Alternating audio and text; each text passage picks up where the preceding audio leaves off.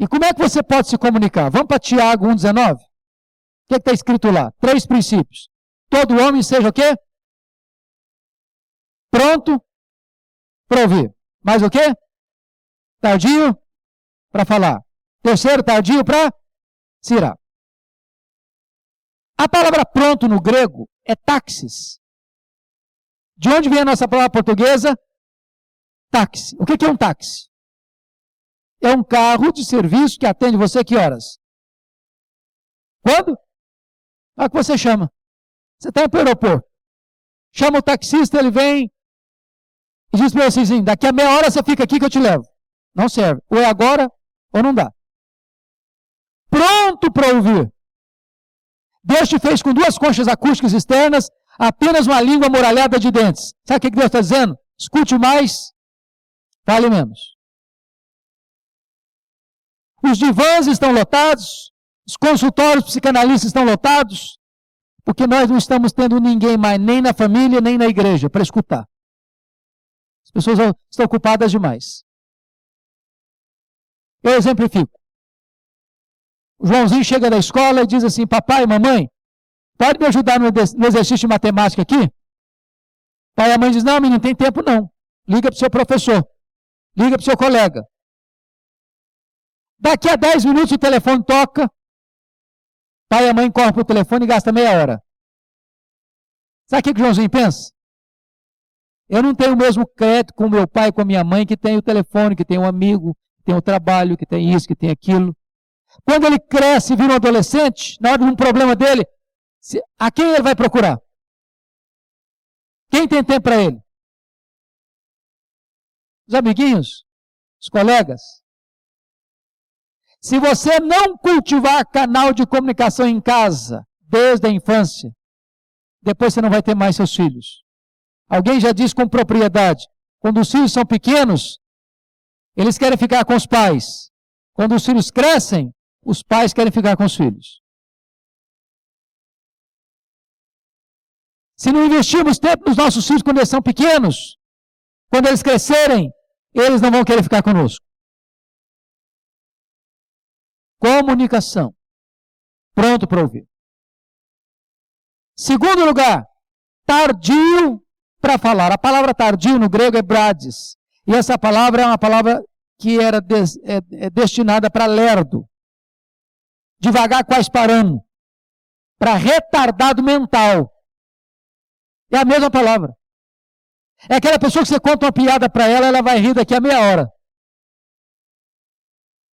É lento. Sabe o que o Tiago está ensinando aqui? Morda na língua. Faça alguma coisa. Mas não fale precipitadamente. Eu não sei quanto a vocês, mas eu, toda vez que falo, irritado, eu falo o que eu não quero falar. Eu acabo perdendo a causa. E eu acabo machucando quem eu mais amo. Tardio para falar. Eu fui criado na região rural, numa região que naquela época não tinha nenhum recurso médico. E era uma região onde se virava com plantas, raízes, folhas, chás, etc.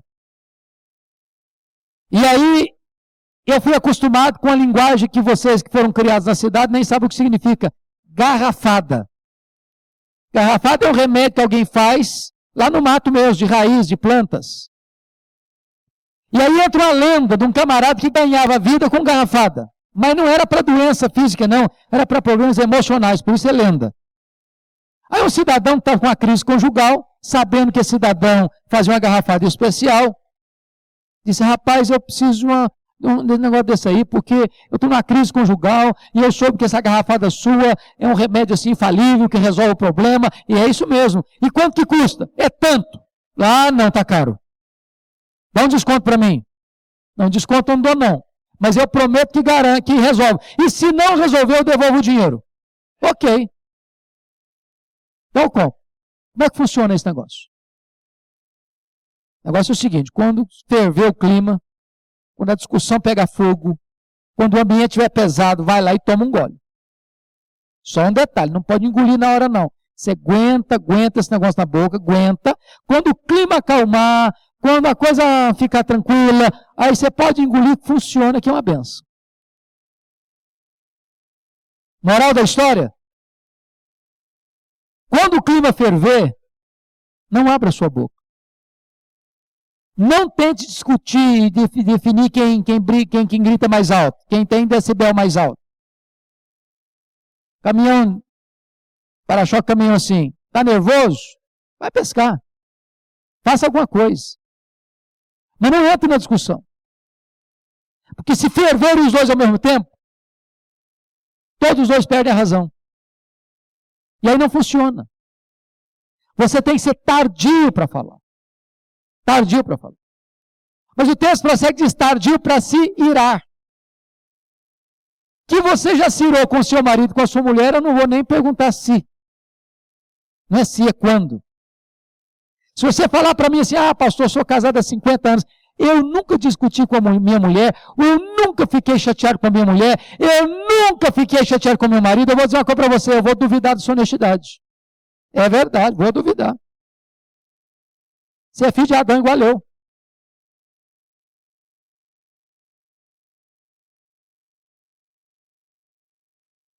Eu estava em Charlotte, na Carolina do Norte, visitando o museu do Dr. Billy Graham, e dentre as muitas histórias interessantes do casal Billy Graham e Ruth Graham, e a dona Ruth tinha falecido naquele ano que eu estive lá, uma me chamou muita atenção.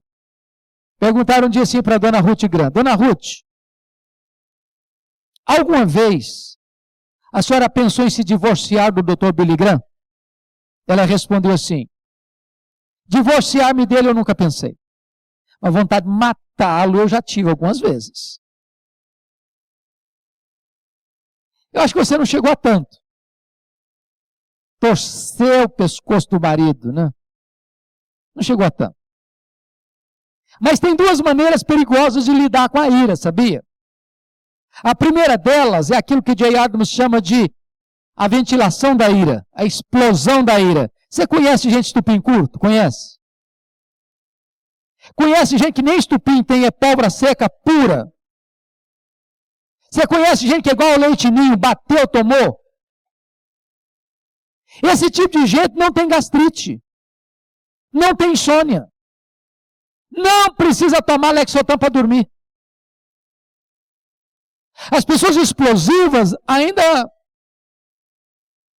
grossa uma voz, eu sou assim mesmo, eu explodo, depois eu fico calmo. É verdade, você fica calmo, quem fica nervoso é quem mora com você. Gente que joga estilhaço em todo mundo. Gente que machuca com as palavras.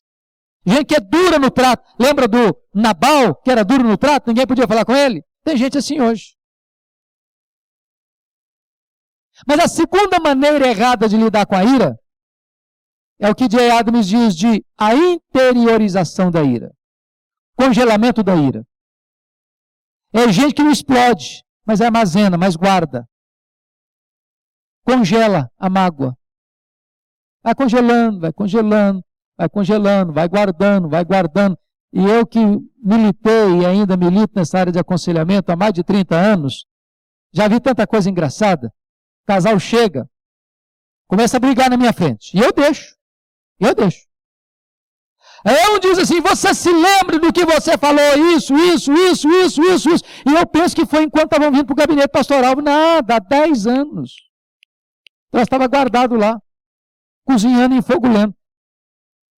Que numa hora estratégica, a pessoa solta aquele negócio, e aí ferve tudo. Aí entra em erupção.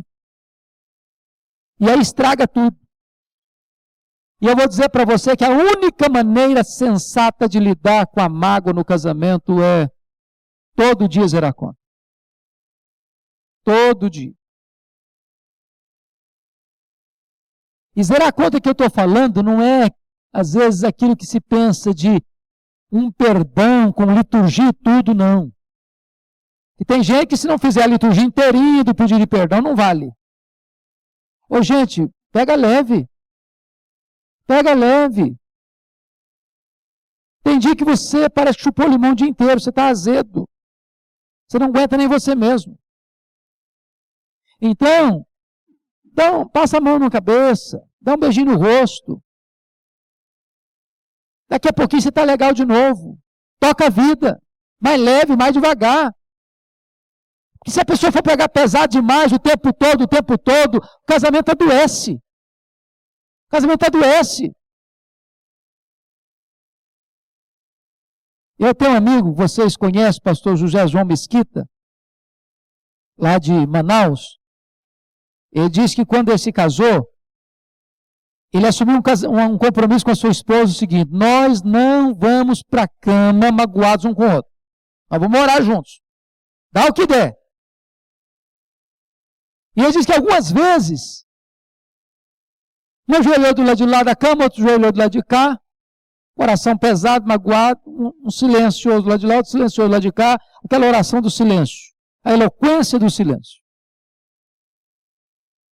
Até que um quebrantou o coração, olhou por cima da cama assim e falou: dá para me perdoar? E aí começa a orar. Porque se você levar mágoa para a cama, essa mochila pesada da mágoa, vai ter espinho no colchão. A noite fica longa. Você acorda amarrotado.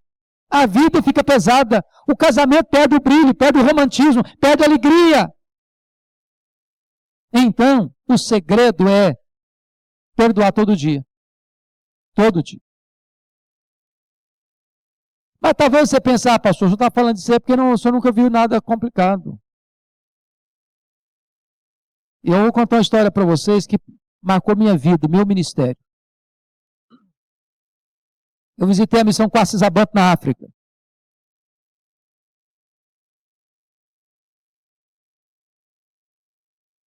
Eu não sei quantos já leram. O pastor Augusto Nicodemos escreveu um livro, compilou um livro chamado Reavivamento na África do Sul. Alguém já leu esse livro aqui?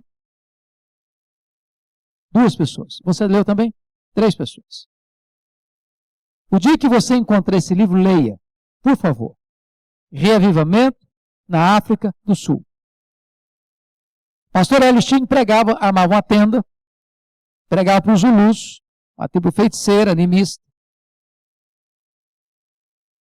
E num determinado dia, estava na tenda pregando, aproxima-se dele uma mulher. Aliás, dele não, sentou lá no fundo, chorando. Quando ele terminou o culto, ele foi lá falar com ela. Qual é o seu problema? Pastor, o meu problema é que meu marido é um homem violento. É um homem que vive na bebedeira. Ele chega em casa, espanca os filhos, me agride. É um inferno. O pastor orou com ela. No dia seguinte, ele estava pregando, ela senta lá de novo. Ele vai conversar com ela. Qual é o seu problema? Não tem problema. O problema é aquele inferno, aquele homem que eu tenho lá em casa. Aquele homem é uma praga, aquele homem é isso, aquele xingava o homem, falava tudo quanto é propério, etc, etc. Terceiro dia, mesma cena. Aí o pastor disse: você quer resolver esse problema? Quero. Eu não sei como, não. Vamos fazer o seguinte: você vai passar agora num souvenir, compra uma bacia nova. Quando o seu marido chegar falando impropérios, bêbado, bota uma aguinha morna na bacia, diz: querido, vem cá, vou lavar seus pés. Ah, mas eu não faço isso de jeito nenhum. Jogar água quente na cabeça dele eu jogo, mas lavar os pés dele eu não lavo de jeito nenhum. Mas você quer resolver o problema? Eu quero, mas isso eu não faço. Com muito custo ela resolveu topar a parada. O maridão chegou bêbado, falando impropérios. Querido, vem cá, senta aqui, deixa eu lavar seus pés. Ele estava tão bêbado que ele não entendeu o que estava acontecendo. Segundo dia, idem. Querido, vem cá, quer lavar seus pés. Aí ele falou: mulher, você ficou doida? Você pirou? O que está acontecendo com você? Ela respondeu: não, é que eu fui na igreja e o pastor me orientou a fazer isso. Ah, se esse homem te orientou a fazer isso, eu quero conhecer esse cara. E ele foi. Primeiro dia que ele foi, Jesus converteu o coração dele. Essa família se tornou a família mais estratégica dessa missão. Os filhos desse casal se tornaram missionários dessa missão. A filha deste casal era regente dessa missão. Essa mulher ficou morta, quase 17 horas no caixão. Quando ela estava sendo levada para o cemitério, Jesus a ressuscitou dentre os mortos. E eu ouvi pessoalmente o testemunho dela. E se você quiser ler essa história, leia no livro God Among the Zulus, Deus entre os Zulus, de Kurt Koch, onde esse e outros tantos milagres estão registrados detalhadamente.